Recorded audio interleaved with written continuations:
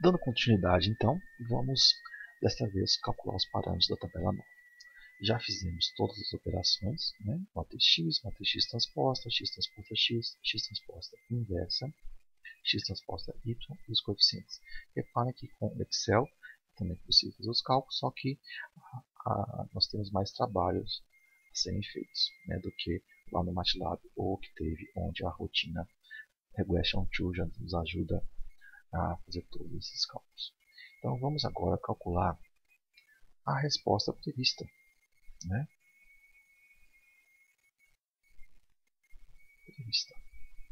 Então vejam só, nós temos aqui 11 experimentos que foram feitos, e a resposta prevista vai ser a matriz x vezes os coeficientes que foram calculados. Então, tá? Então vamos lá. Eu vou usar, vejam que a matriz x é uma matriz 11 por 6 e os coeficientes é a matriz 6 por 1. Então nós vamos ter como resultado uma coluna com 11 linhas e apenas uma coluna. Então vou pegar aqui a matriz multi, matriz x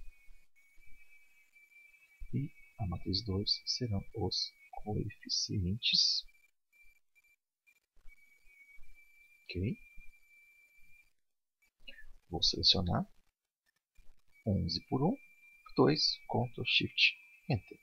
Então aqui estão os valores previstos pelo modelo. Vou colocar com menos casas decimais. E os valores reais.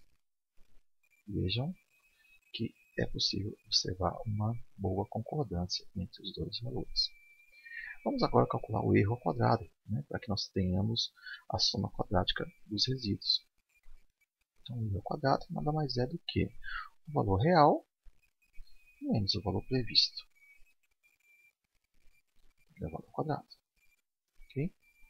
Nós temos aqui os valores dos resíduos ao quadrado. E depois vamos calcular o valor previsto menos a média dos valores reais ao quadrado. Então nós vamos precisar da média dos valores reais.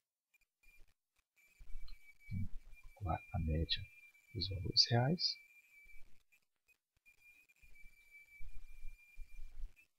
Aqui. Então nós vamos ter aqui o valor previsto menos a média. A média é fixa, né? Vamos usar o F4 elevado ao quadrado.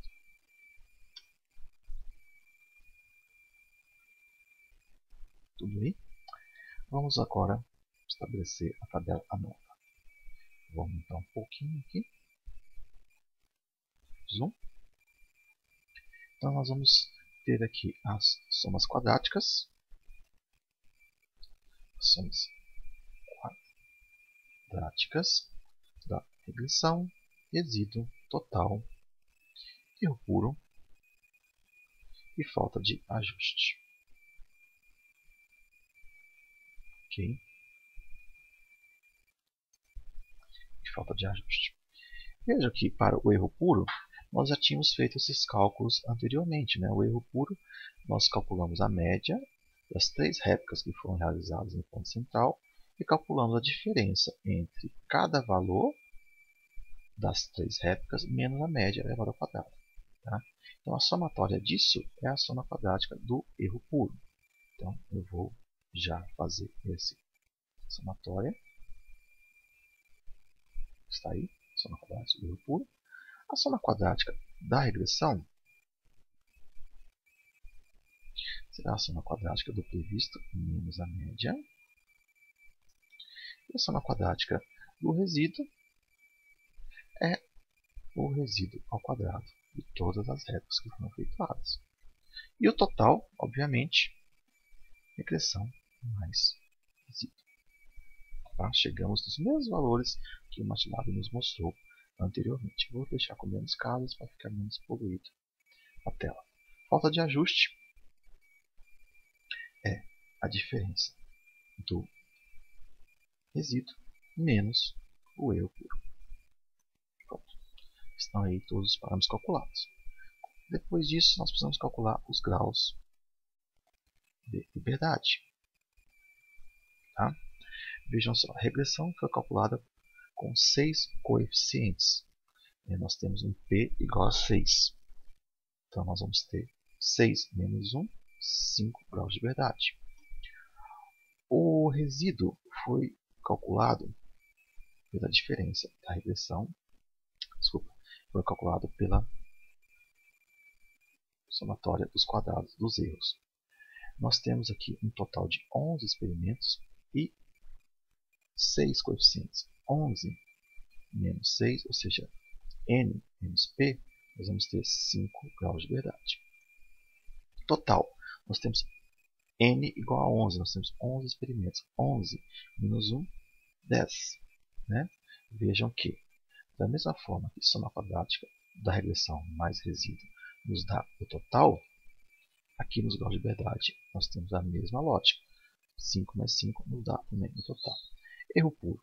Foram feitas 3 réplicas no ponto central. Nós temos 3 menos 1, 2 graus de liberdade.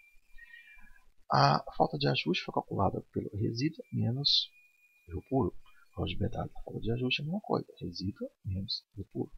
Nós temos aqui 3 graus de liberdade. Tá? Depois nós podemos calcular as médias quadráticas. Média quadrática nada mais é do que a soma quadrática dividido pelo grau de liberdade. Nós temos aqui as somas quadráticas da regressão e do resíduo, somas quadráticas do erro puro da falta de ajuste. E depois os testes F.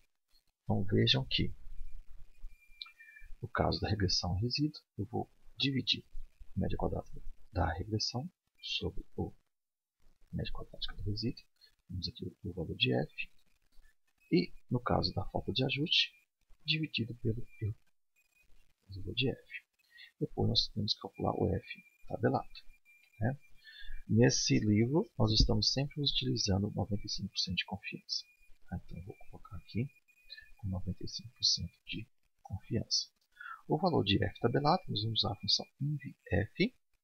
Tá? Então, nós temos aqui a probabilidade 0,05, que representa 95% de confiança.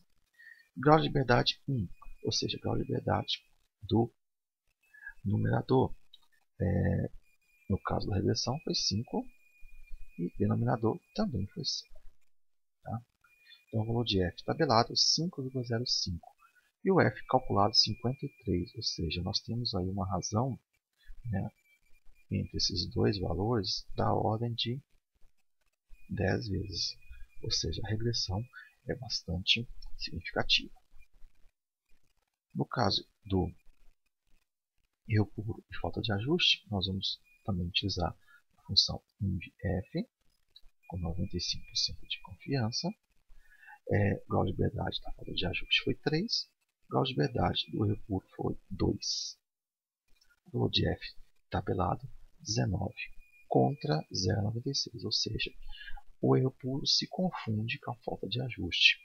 Isso indica que não temos problema de falta de ajuste no modelo que foi proposto. No próximo vídeo, então, nós vamos utilizar o parâmetro da média quadrática do resíduo para calcular os erros dos coeficientes.